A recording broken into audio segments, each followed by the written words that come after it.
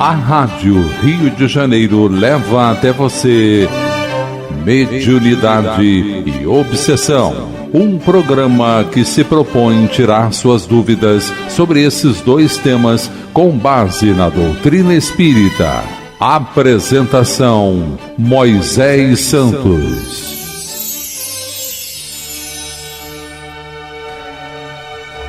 Caríssimos ouvintes da Rádio Rio de Janeiro, eu sou Moisés Santos e este é o programa Mediunidade e Obsessão. Vamos continuar juntos, meu caro ouvinte, estudando os recursos da comunicabilidade espiritual. Essa função natural, essa propriedade das leis do espírito que todos possuímos, a mediunidade. E com a permanência do estudo constante dessa faculdade natural, vamos nos qualificar para exercer de forma mais adequada e eficaz com o Evangelho de Jesus, onde quer que estejamos, nas reuniões mediúnicas, nos lares, na sociedade, onde quer que estejamos realizando e estabelecendo conexão, estaremos sempre em condições harmoniosas com Jesus para nos mantermos em equilíbrio e então evitarmos a enfermidade da obsessão. E para nos ajudar, estamos estudando agora nessa nova temporada, que você acompanha aqui na Rádio Rio de Janeiro, a obra Teoria da Mediunidade. O autor é Zalmino Zimmermann, a editora Allan Kardec. Estamos estudando os tipos de transe. Hoje vamos estudar o transe noctípico, do latim noctis, mais típico. Acontece comumente no período de repouso noturno e, embora mostre linhas de estreito contato com o transe anímico propriamente, pode apresentar também características de natureza mediúnica. Então repare, meu caro ouvinte, que esse tipo de transe, ele confunde um pouco com o transe anímico e também apresenta características de natureza mediúnica. Mas, meu caro ouvinte, você sabe quais são os tipos de transe noctípicos? Vamos esclarecer este conceito. Esclarecendo conceitos. É possível distinguir no transe noctípico 3 tipos de ocorrências. Primeiro, os fenômenos oníricos relacionados com as imagens, ou seja, nos sonhos, representações, ideias que brotam espontaneamente do subconsciente e do subconsciente profundo, algumas delas depois lembradas, ainda que confusamente. Segundo, os fenômenos de desprendimento e desdobramento durante o sono, convivências suscetíveis também de serem lembradas, principalmente nos casos em que, espontâneos ou provocados, já passam a ter caráter mediúnico, tais como sendo comunicações, informações, visões, etc. E o terceiro, os sonambúlicos, com peculiaridades que, em verdade, ainda estão a requisitar investigação maior, embora já se saiba que o fenômeno sonambúlico se diferencia claramente do fenômeno mediúnico. Então, meu caro ouvinte, esses 3 tipos de ocorrências são fenômenos noctípicos que ocorrem durante o sono. Entre os fenômenos psíquicos, o transe sonambúlico apresenta-se como dos mais singulares, tomando às vezes feições realmente surpreendentes. O autor Gabriel Delany, por exemplo, relata, entre outras, a história de um jovem padre que durante a noite levantava-se ia à escrivaninha, compunha sermões e tornava a deitar-se. E quando escrevia, se lhe fosse interposto um grosso cartão entre os olhos e o papel, ele não interrompia a escrita. Ou seja, se colocasse algum anteparo frente aos seus olhos, isso não impedia que ele continuasse escrevendo, lendo-a em voz alta e fazendo as correções com muita exatidão. Esse tipo de fenômeno diz particularmente com a expansibilidade, uma das propriedades do perispírito. Ou seja, são propriedades do perispírito. Vamos lembrar: a plasticidade, a densidade, a ponderabilidade, a luminosidade, a penetrabilidade, a visibilidade, a corporeidade, a tangibilidade, a sensibilidade global, a sensibilidade magnética, a expansibilidade, que foi o caso do Padre, a bicorporeidade, a unicidade, a perenidade, a mutabilidade, capacidade refletora, o odor e a temperatura. Vide a obra do próprio autor de Teoria da Mediunidade, ou seja, o Zalmino Zimmermann, e também tem essa outra obra, Perispírito. Outro caso ilustrativo registrado pelo professor Soave, da Universidade de Pádua, também citado pelo autor Gabriel Delany, dá conta de um sonâmbulo que durante o transe manipulava substâncias químicas com surpreendente precisão. Abre aspas. Um farmacêutico de Pavia, sábio químico, a quem se elevem importantes descobrimentos, levantava-se todas as noites durante o sono e ia ao seu laboratório continuar os trabalhos inacabados. Acendia os fornos, preparava os alambiques, retortas, vasos, etc. E prosseguia em suas experiências, com uma prudência e agilidade de que acordado talvez não fosse capaz. Manejava as mais perigosas substâncias, os mais violentos venenos, sem que jamais lhe acontecesse o menor acidente.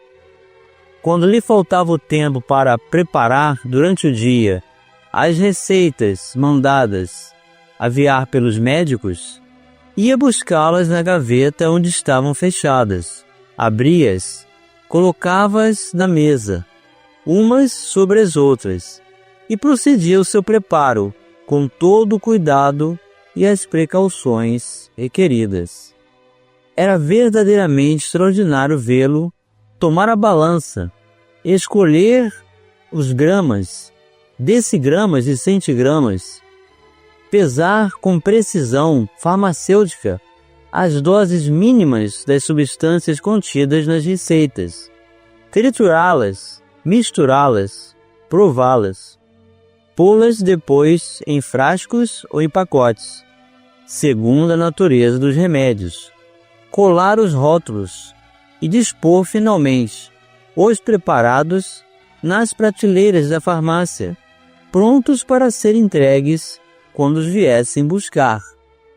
Terminados os trabalhos, ele extinguia os fornos, punha em ordem os objetos e voltava para a cama, onde dormia tranquilo até a hora de acordar. Nota o professor Soave que o sonâmbulo tinha constantemente os olhos fechados.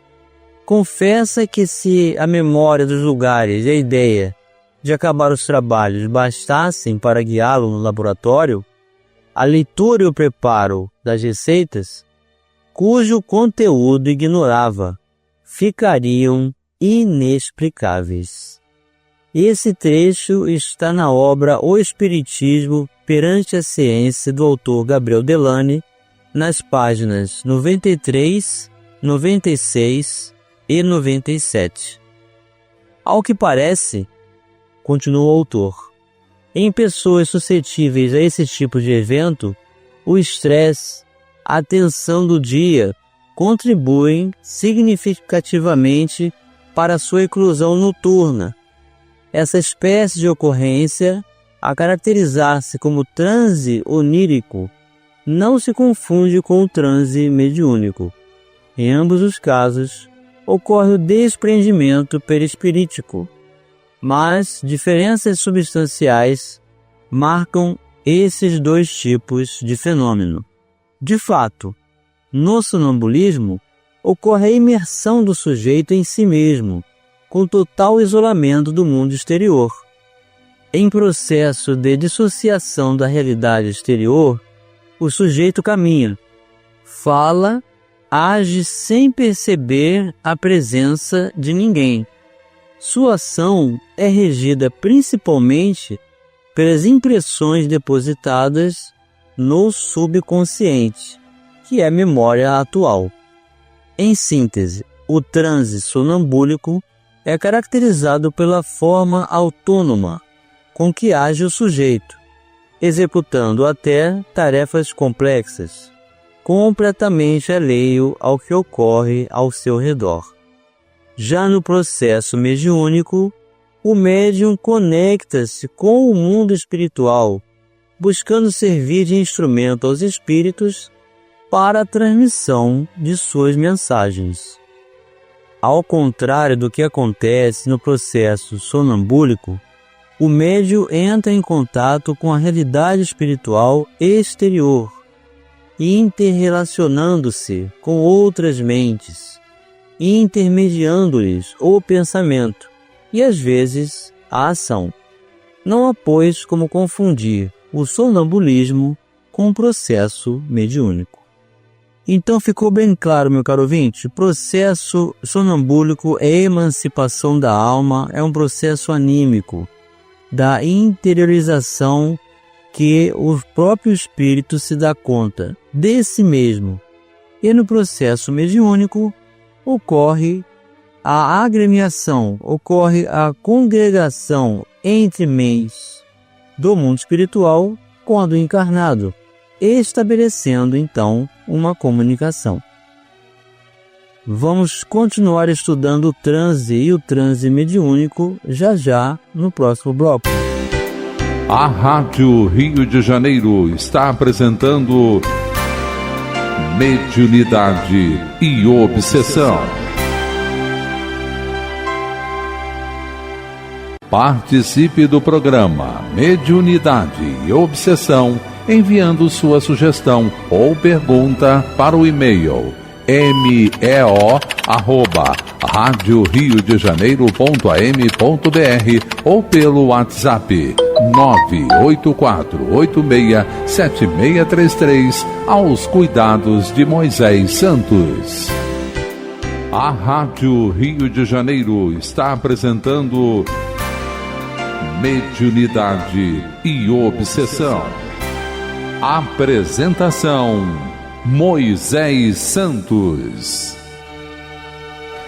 Caríssimos ouvintes da Rádio Rio de Janeiro, voltamos agora para o segundo bloco do nosso programa de hoje, em que estamos dando continuidade ao item transe e transe mediúnico da obra Teoria da Mediunidade. O autor Exalmeno Zimmermann, a editora Allan Kardec. O autor fez a distinção entre o processo de emancipação da alma através do sonambulismo e o processo mediúnico, uma que se caracteriza por interiorização e a mediúnica que se caracteriza pela comunhão de mentes diferentes, portanto vindo do exterior do mundo espiritual a comunicabilidade.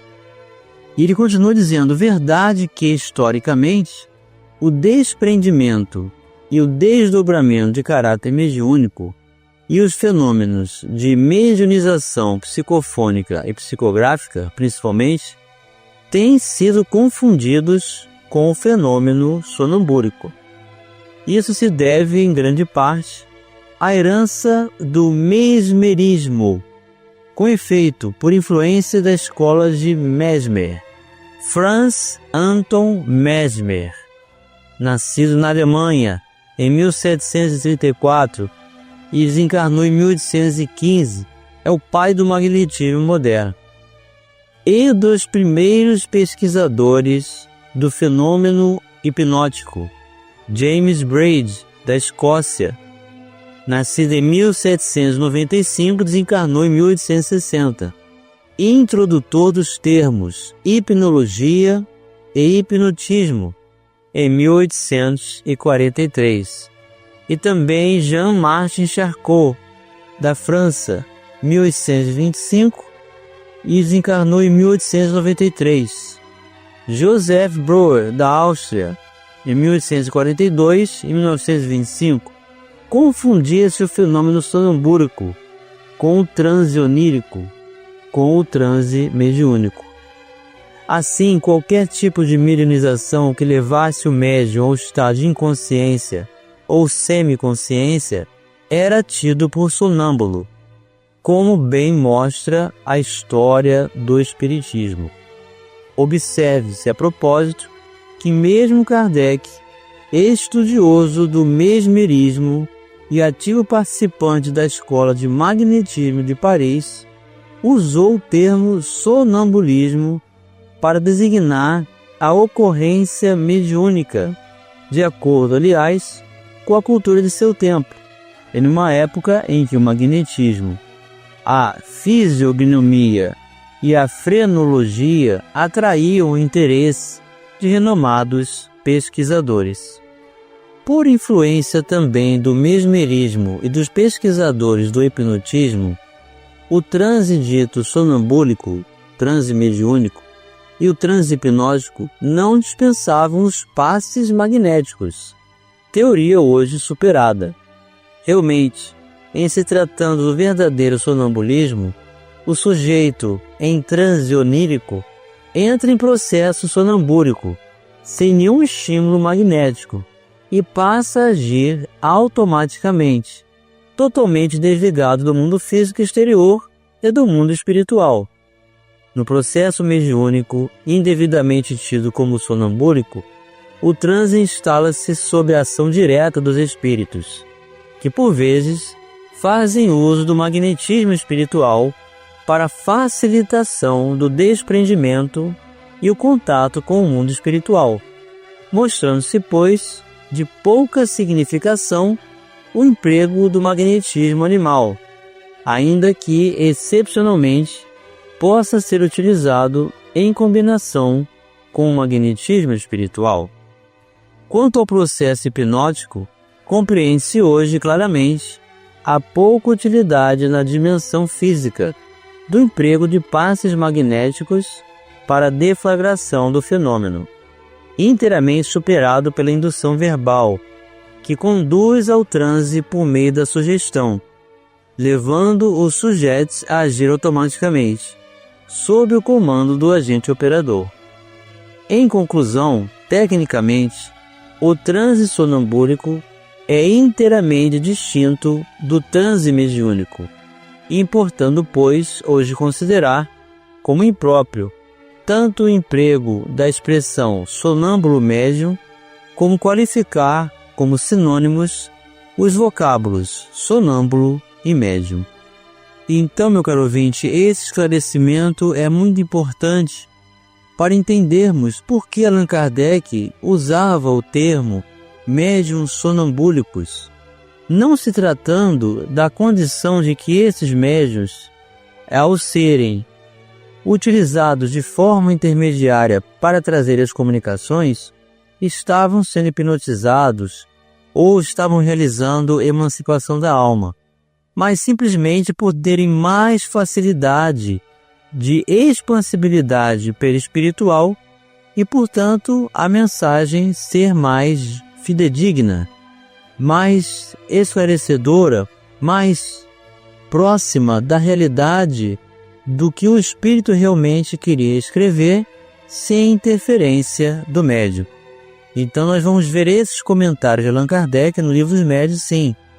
Allan Kardec tinha preferência para a psicografia aos chamados médiuns sonambúlicos.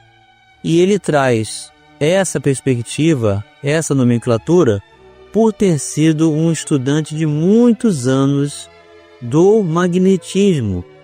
E foi o que fez com que ele fosse estabelecer contato direto com as mesas girantes, sabendo que seria possível usar o magnetismo para movê-las, mas que as mesas pudessem responder perguntas e falar, ter nervos ou línguas, isso ele teve como curiosidade e foi como se estabeleceu os primeiros contatos do mundo espiritual para trazer a doutrina espírita ao codificador. O importante é não nos atermos às nomenclaturas e deixar de conhecer a diferença entre o sonambulismo e o mediunismo. E chegou o momento, meu caro ouvinte, de você receber a mensagem ao seu coração. Mensagem ao coração. Do livro Cartas do Alto, autores diversos. Psicografia de Francisco Cândido Xavier. O capítulo 24. Hipnotismo e Espiritismo. A pretexto de deslustrar a doutrina espírita, existem hoje vários amigos do sarcasmo dispostos a ridicularizar-nos os princípios, utilizando como exímios fenômenos de hipnotismo comum. Bufoneando em assuntos sérios, procuram desacreditar as ocorrências medianímicas, ignorando deliberadamente que todos os acontecimentos religiosos nelas se encontram seguramente fundamentadas e insuflam a hipnose em sensitivos vulgares, através da qual efetuam representações ostentosas que impressionam os espectadores desprevenidos ou ignorantes pelo sabor de escândalo e comicidade com que as levam à cena.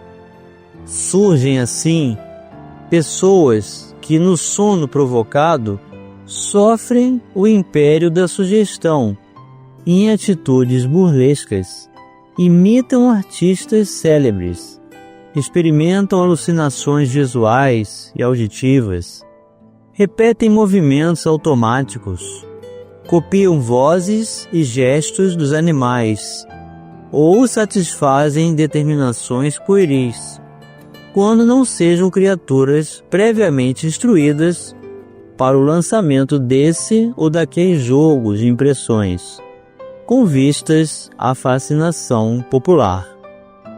Recordemos, vede bem, que essa é a técnica das inteligências sombrias, que se transformaram em obsessores e vampiros da terra, convertendo a mediunidade potencial em triste instrumento da perturbação e da treva. Prevalecem-se de forças mentais aviltadas para conturbar e anestesiar as consciências humanas, favorecendo a irresponsabilidade e alentando a viciação, endossando a delinquência e retardando o progresso. Saibamos, no entanto, opor o bem ao mal, a brandura à violência, o amor ao ódio, o silêncio à balbúrdia. Com o perdão incondicional aos ataques de qualquer natureza, rogando a bênção de Deus, nosso Pai de infinita bondade, para todos os cultivadores da injúria, que não vacilam em desrespeitar a fé alheia, atirando-lhe calhaus de ironia, porque a doutrina espírita, longe de ser motivo de galhofa, é a doutrina de nosso Senhor Jesus Cristo, que esteve também com a aprovação dos principais de seu tempo, entre perseguidores risonhos, nos braços frios da cruz. Assinou Eurípides Barçanufo. Esta mensagem, meu caro ouvinte, também foi publicada em Reformador, revista da Federação Espírita Brasileira, no ano de 1959, no mês de junho. Segundo consta do original, a mensagem foi recebida psicofonicamente em 1º de abril de 1959, no Centro Espírita Casa do Cinza, em Uberaba, Minas Gerais.